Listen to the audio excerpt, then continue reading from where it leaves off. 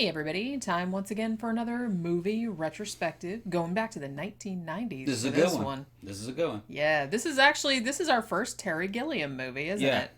Yeah, 12 Monkeys. 12 Monkeys. And he also did Brazil, which is another good movie. We have to do Brazil. Yeah. I also would like to do Time Bandits at some stage because I think I saw it, but I don't know it that well. I love Time Bandits. Yeah. I saw that a million times when I was a kid.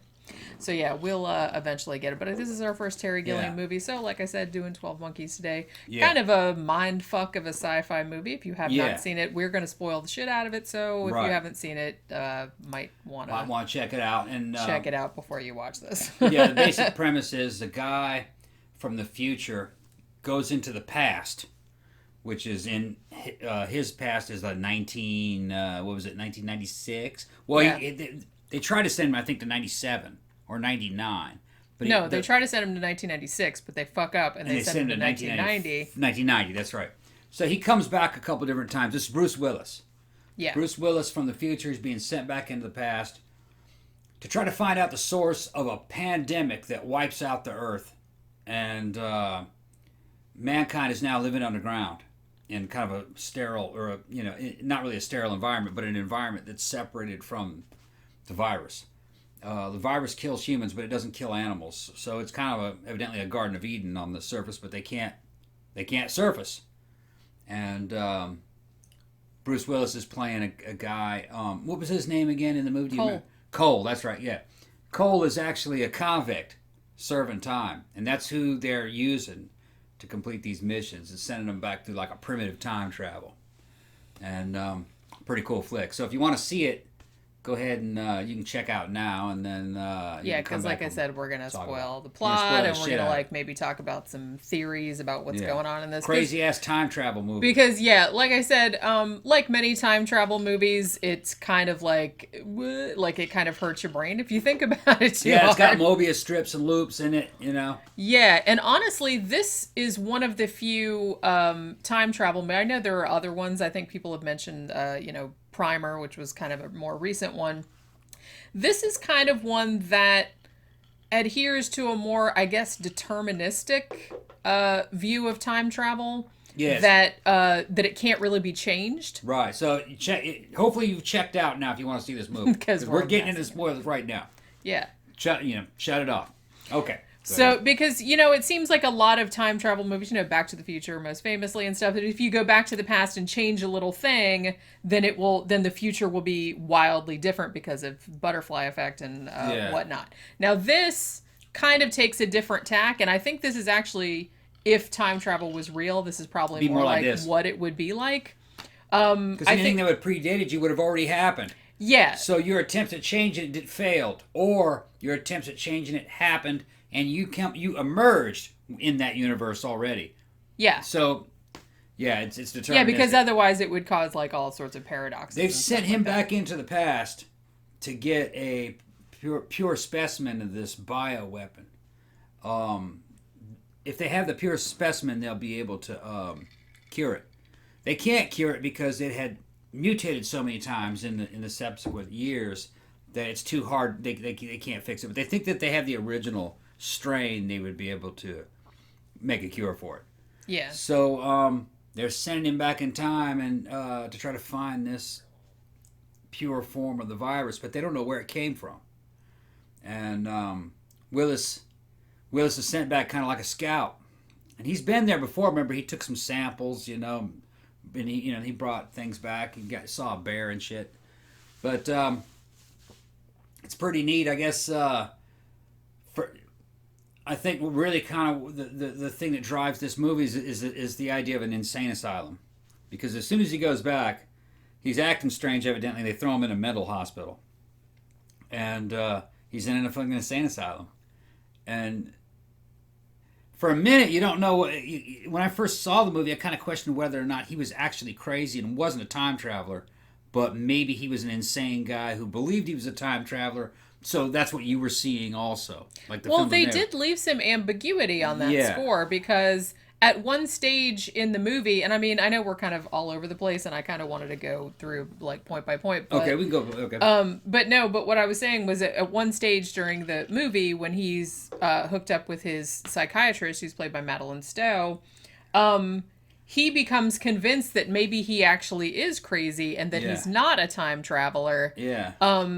So even though I think ultimately he did really travel through time, they do leave it ambiguous that you could read it that maybe he really was just a crazy person. But my take on it after watching it again recently is that no, he's a time traveler. Yeah, I think so as well. Yeah.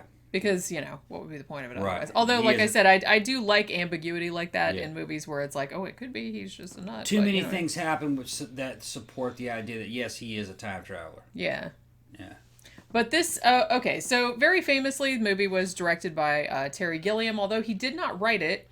The screenplay was actually written by David and Janet Peoples. David Peoples wrote the screenplay, or at least an iteration of the screenplay for Blade Runner, so you know that you're in good hands.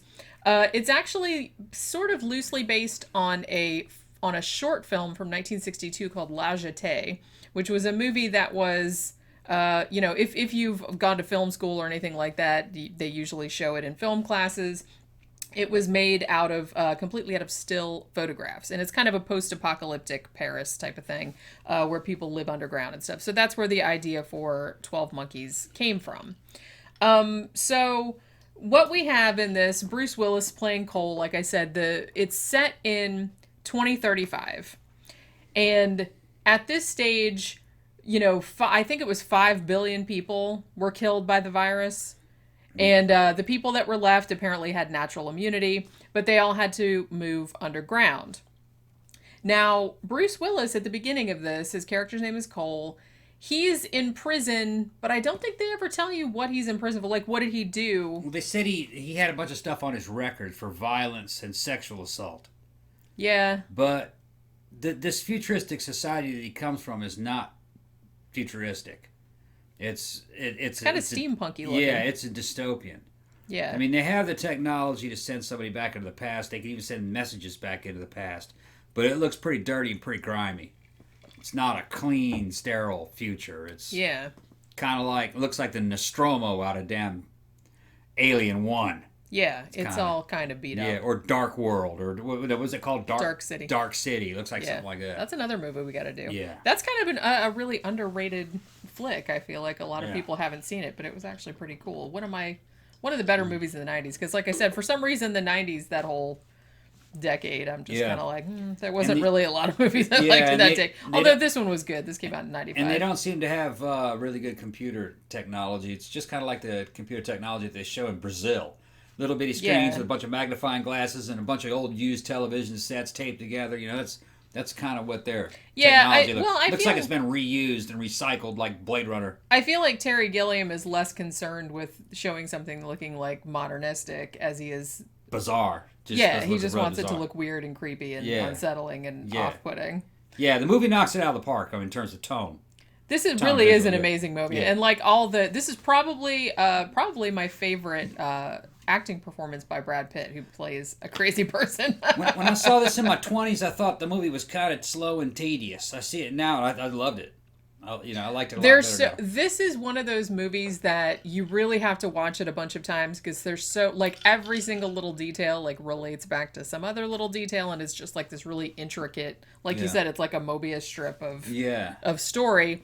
But so Bruce Willis, for some undisclosed crimes or whatever, and he's in prison, and this little cadre of scientists with their little magnifying glass and whatever, they're telling him that, I guess they chose him because he had a really good memory. Yeah, he can remember a bunch of long strings of numbers and stuff. Yeah. And they're like, okay, well, we will give you a pardon if you go back to 1996 when the virus was first released on the Earth, and if you can find out how it got released and who released it. Right. Now, I think... from my understanding of the film, and I've seen it a couple of times, but like I said, you need to really pay attention. Yeah, and the reason why I got to pay attention is because some things happened out of order. Because he's not the only one traveling through time. There's other people traveling through time too. Yeah, and he goes through time several different. He travels through time several different times in the same time frame generally. So weird stuff happens. You'll see. And like I said, if you think about it too hard, it will give you a thumping migraine. Yeah. But as I said, so they're going to send him back. Now, as I understand it, I think the reason that they're sending him back to 1996 because they know that was when the virus was released. Now, they have part of a phone message from then. Yeah. That is kind of like messed up, but they heard 12 Monkeys or something like that on there. They had to piece it together. It was slightly garbled, not order, and and they did piece it together. It was in order. Yeah, but see, that's what kills me. Okay. Yeah. This is what freaks me out is that you find out later on in the movie that message was from him. Yeah, in the future. Well, in the past. In the past. But he hasn't sent it yet. Right. You'll see. So it's like, so... It wasn't really from him. It was from his girlfriend. It was a message. He told his girlfriend to call, and she... And she called, and gave kind of a wacky answer, wacky message. Yeah, it was only partly right. It only had a couple of clues in it. But she was joking around. She didn't think she didn't think it was working. The time travel telephone message system that the people from the future somehow had tapped into the old landlines of the 90s. Well, they had a particular voicemail. Yeah, voicemail account they could access. Future people could call. Yeah, it was weird. And the people would get it. But I think what ended up happening was that because it had been so long, like by the time they got the message, I think the tape would have decayed somewhat. So it wasn't like super clear. Because they played him part of this message, which was Madeleine Stowe's voice, you find out later on. And she, you find out later why she left the message in this particular tone of voice. And he didn't know who she was at that time. But they're like, okay, well, she said something like, the Army of the 12 Monkeys, this is where their location is. They're the ones who are going to do it. Yeah. Have a Merry Christmas or something like that. Right. So they decide to send him back to 1996 to see. And so for the first, 2/3 of the movie, he's trying to find out this Army of the 12 Monkeys. They're the ones that are going to release the virus and all this other stuff. Now, significantly... He tries to find it in 1990 because they sent him early by accident. Well, and it wasn't there, though. That's what I was just going to say. Right, I said significantly... Yeah.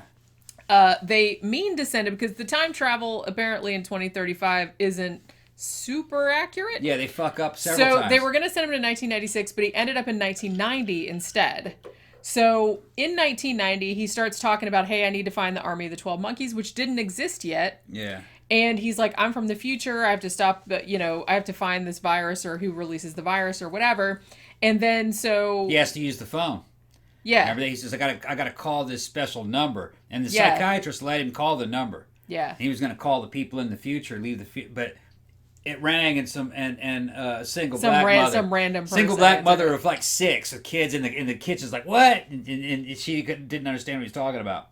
Yeah, because that number hadn't been set up yet. Right. They didn't know he was in 1990. Yeah, and the Army of the 12 Monkeys didn't exist yet either because he's running around looking for their but by graffiti chance, or whatever. He ran into the leader of the 12 Monkeys in the insane asylum, who was played by Brad Pitt. Yeah. Now this is why I'm starting to think that this entire movie is pretty much one entire closed causal loop. Right. That now it's a tightly nested little package of things. Yeah. That all have to kind of happen. And in that way, it's a masterpiece. Yeah, and honestly, and he even says a couple times during it, because I think he says to the psychiatrist at some point, she's like, oh, are you going to save us all from the virus or whatever, even though she didn't believe him yet.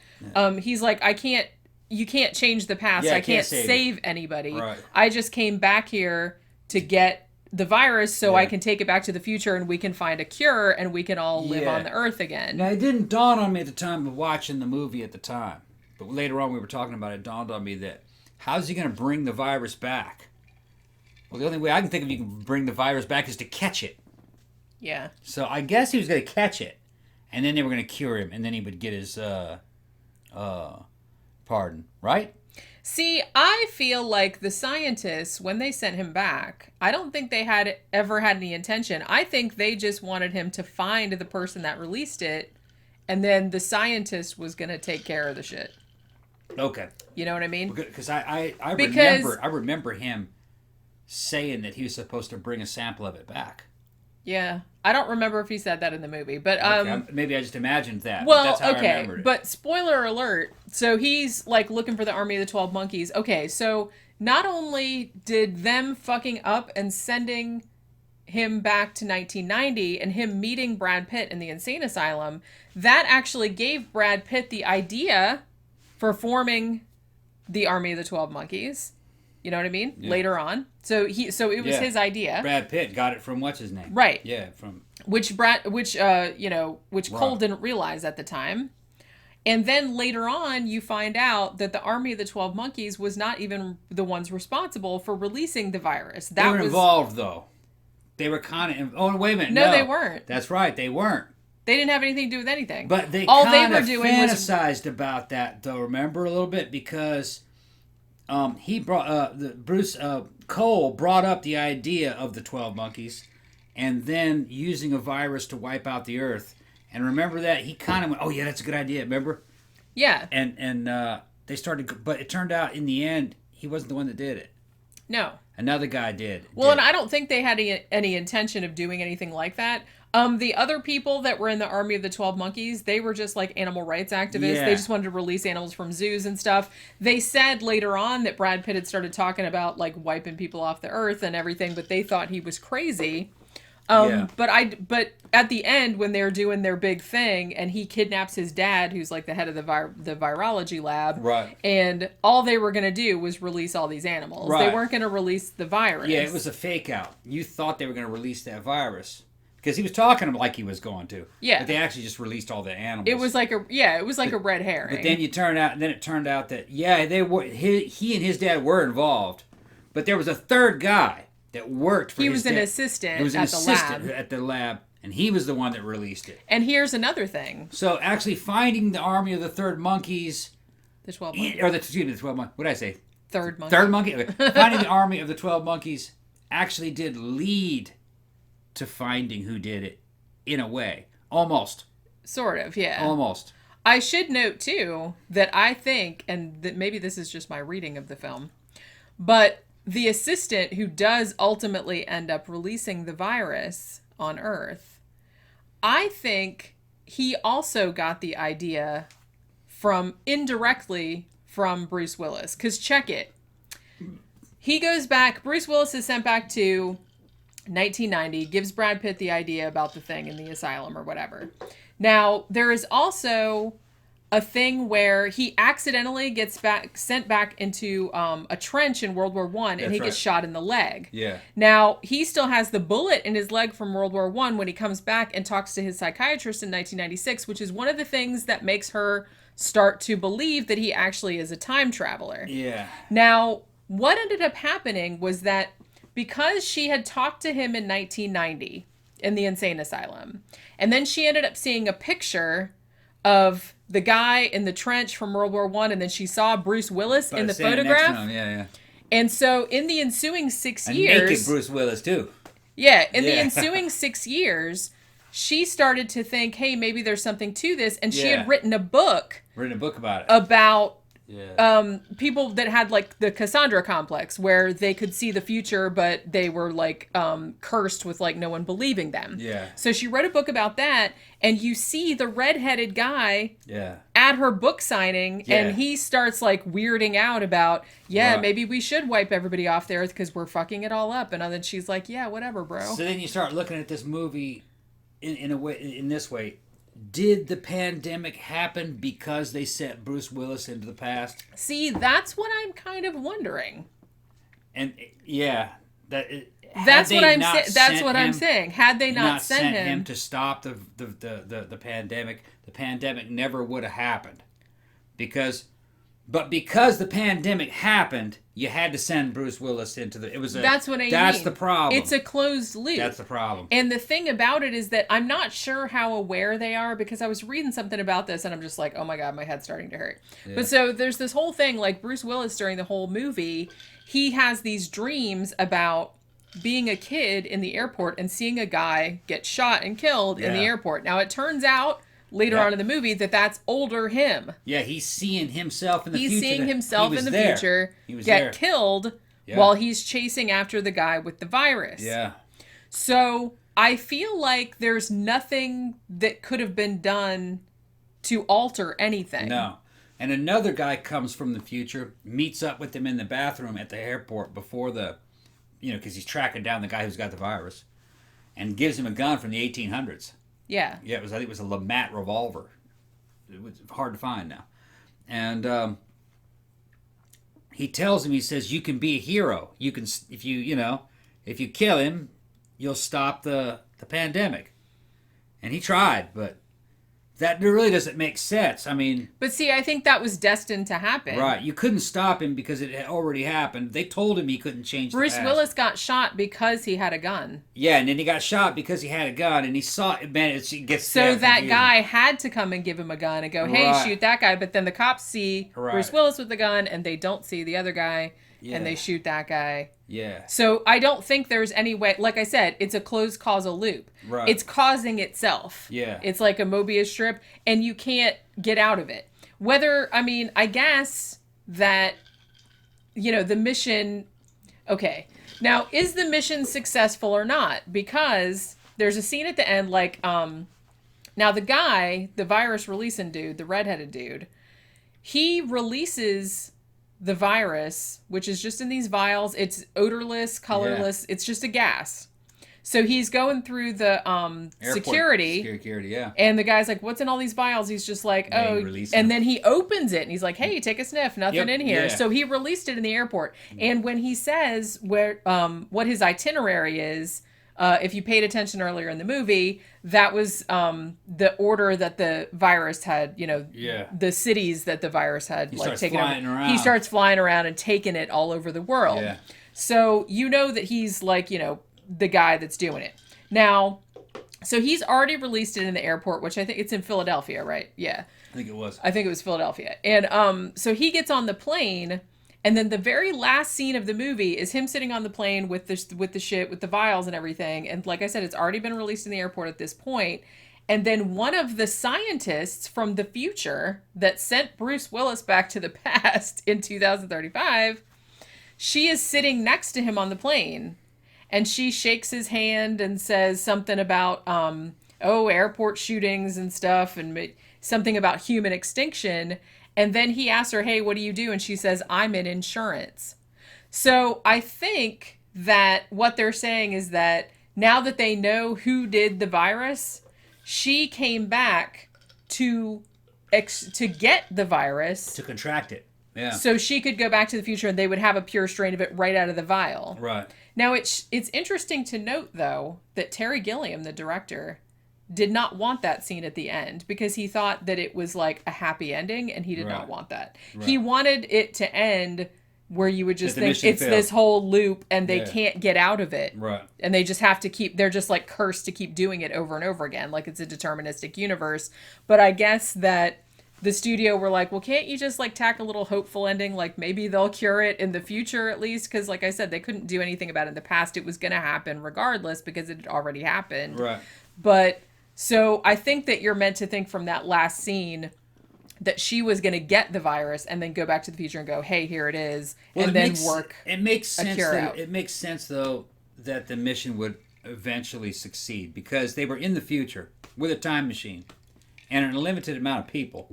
They could just keep sending people back into the past until they got it. That's the thing about a time machine. You got all the time in the world. You got all the time in the world. And they were sending people back to him, and they sent him back several different times in different places.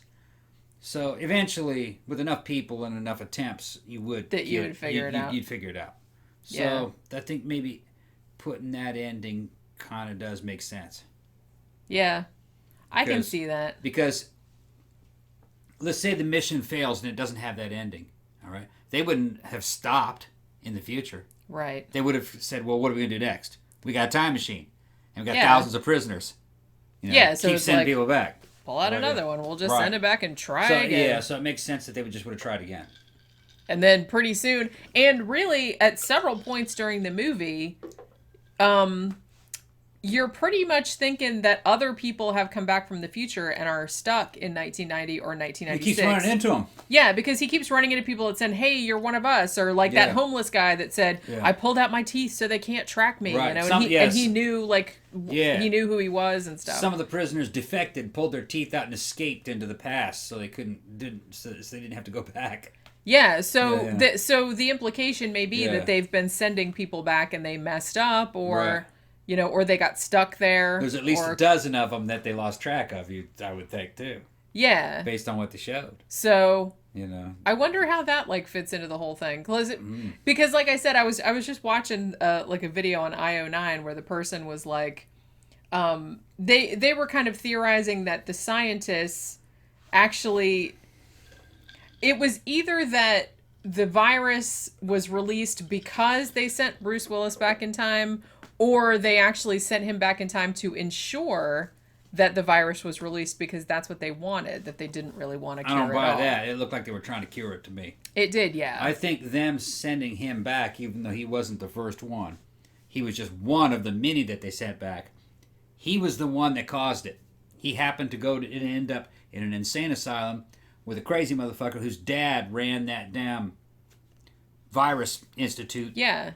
And through that connection, they heard about his idea, the 12 monkeys, and the bioweapon, which got crazy assistant interested in that idea, and Bruce Willis's psychologist who was writing the books about it. Yeah, because it was his case that inspired her to write that book. So he's realizing that this book that she's writing is about him, and it's about him releasing the virus.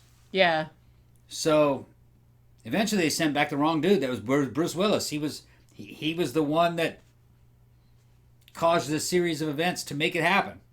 This is make my head. Make it crazy. This is gonna make my head blow up. But yeah, I do think that was Terry Gilliam's intention. Yeah. That the very fact that Bruce Willis was sent back in time ostensibly. Yeah. To find a pure thing of the virus was actually he caused it to happen. Ended up causing it to happen. Right. Well, not so much the fact that they sent him to 1996, but the fact that they fucked up and sent him to 1990. And he ended up in an insane asylum. And then he ended up in an insane asylum. I think that's that mistake. Right. And also the fact that they fucked up and sent him to World War I for a second, and then he got shot in the leg. And because, like I said, that was one of the things that convinced his psychiatrist that he was telling the truth, that he actually did travel through time.